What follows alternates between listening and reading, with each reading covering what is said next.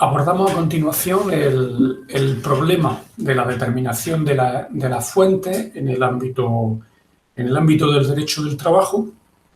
precisando que, aunque pueda parecer que se trata de una cuestión excesivamente teórica o que se pierde en el ámbito de la especulación, esa afirmación o ese prejuicio en absoluto se corresponde con la realidad, porque de los criterios que se pueden utilizar para aplicar adecuadamente la norma del derecho del trabajo, se pueden deducir cuestiones absolutamente básicas. Es decir, a la hora, por ejemplo, a la hora de aplicar los contenidos de un determinado pacto que está incluido en un contrato de trabajo, el análisis de estos criterios aplicativos de la norma laboral nos permitirán concretar cuál es la norma que tiene preferencia a la hora de determinar el contenido del pacto a que se pueda llegar a cabo en la relación laboral. Tenemos que determinar, ante la confluencia de normas de distinta procedencia, norma estatal, convenio colectivo, contrato de carácter privado, tenemos que determinar cómo casan, cómo juegan los principios de aplicación para determinar en cada caso específico cuál ha de ser la norma concreta de aplicación. Bien, comenzamos. Partimos de entrada de que existe una pluralidad de normas que han de partir de la consideración del principio de jerarquía. Aquellas normas que tengan mayor rango tendrán una aplicabilidad preferente frente a aquellas otras normas que tengan un rango inferior. A la hora de la gestión de esos criterios aplicativos, tenemos que organizar todo ese conjunto normativo para poder extraer una interpretación de cuáles son las normas aplicables, de manera que no queden lagunas que no permitan resolver las diferentes incidencias que se producen dentro del ámbito de la relación laboral. Inicialmente, a la hora de hablar de la determinación de fuentes normativas que generan el derecho del trabajo, tenemos que identificar una serie de cuestiones de orden básico. Primero tenemos que resolver el problema de la jerarquía para determinar qué norma, cuando concurren dos de diferente rango, resulta aplicable, siendo claro que aquella norma que tenga más rango jerárquico será aquella que haya de aplicarse. Luego también se plantea el problema de la sucesión de normas en el tiempo. Obviamente, si tenemos una norma que está vigente durante un determinado tiempo y a continuación es sucedida por otra norma que ocupa el mismo espacio jurídico y tiene el mismo rango, obviamente, a partir de la entrada en vigor de la segunda norma, la primera deja de estar en vigor y de desplegar efectos jurídicos. El problema de la imperatividad también hay que resolverlo y su relación con la autonomía de la voluntad. Dentro de este ámbito específico, sabemos que la autonomía de la voluntad, por ejemplo, a la hora de suscribir un contrato de trabajo, tiene que respetar las normas de derecho básico que derivan de la aprobación de leyes estatales en el ámbito laboral y, por otra parte, también la normativa obligatoria que deriva de los convenios de actividad. La jerarquía normativa nos sitúa ante la multiplicidad de normas que surgen del Estado. Ello obliga a considerar de entrada la relación entre ley y reglamento. La ley tiene primacía o preferencia, es desarrollada por el reglamento de rango inferior, de modo que el reglamento no puede desvirtuar ni contradecir aquellas prevenciones que aparezcan en la ley. En segundo lugar, hay que considerar que muchas de las normas aplicables derivan de la autonomía profesional, con un carácter generalmente sectorial. Los criterios básicos que han sido delimitados por la norma estatal normalmente van a ser desarrollados sin incurrir en contradicción por la autonomía profesional que en cada sector de actividad regula de forma específica las relaciones laborales. En tercer lugar, también hay que tener presente que las normas laborales, por su propia naturaleza, tienen una existencia muy contingente. Quiere decir que hay una altísima variabilidad, dado que la norma laboral se acomoda, pretende acomodarse a una regulación de unas realidades económicas que en un momento dado pueden identificarse con una situación de crisis económica, en cuyo caso habrá probablemente una restricción o delimitación de los derechos laborales, facilitando la flexibilidad empresarial, mientras que en momentos expansivos, donde la bonanza económica se muestra, en esos casos seguramente la posibilidad de que crezcan y se consoliden los derechos laborales pues queda patente. A la hora de plantearnos los problemas que pueda generar la jerarquía,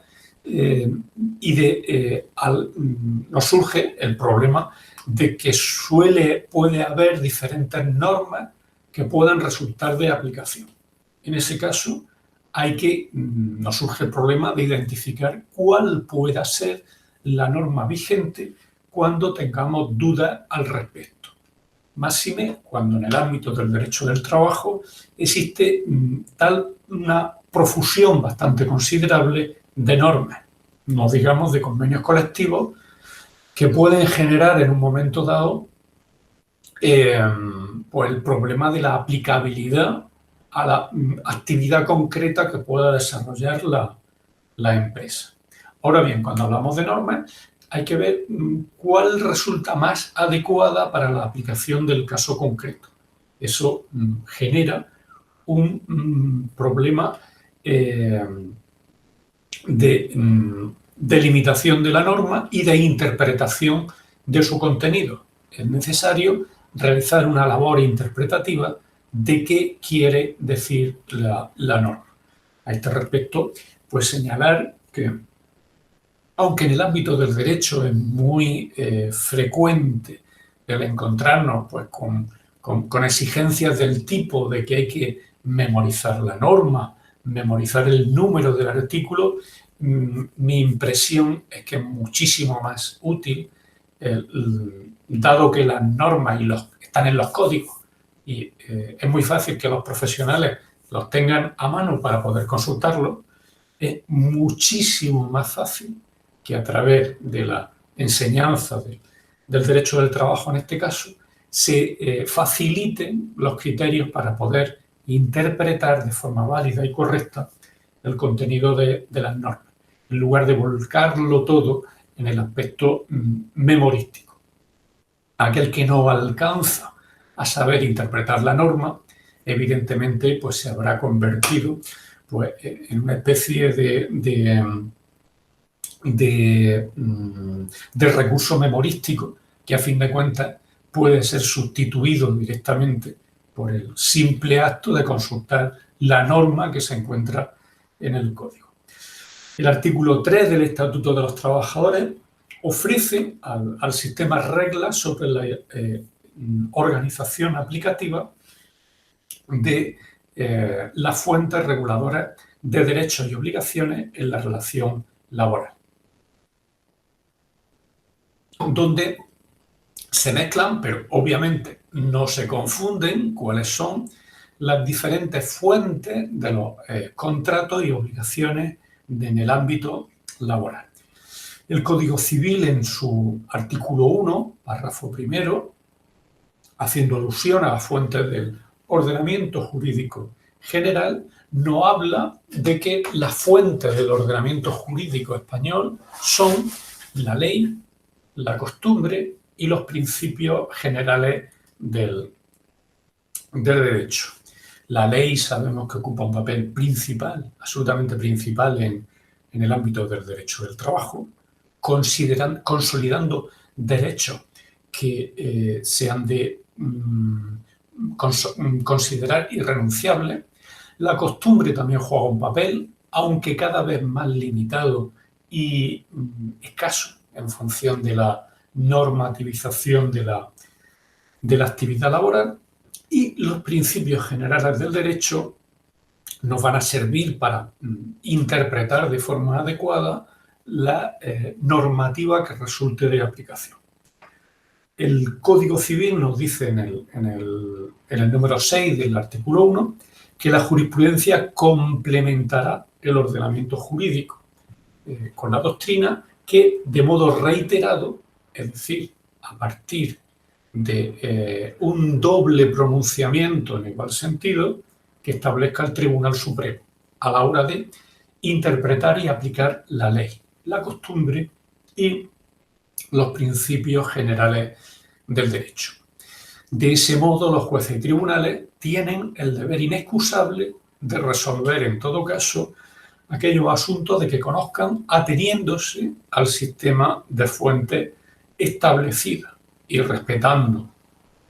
de forma obvia el ámbito o el espectro que corresponda a cada uno de esos elementos normativos.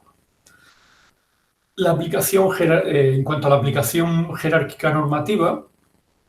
el trabajo asalariado, el contrato de trabajo y el conjunto de relaciones que nacen de esa relación laboral de carácter individual,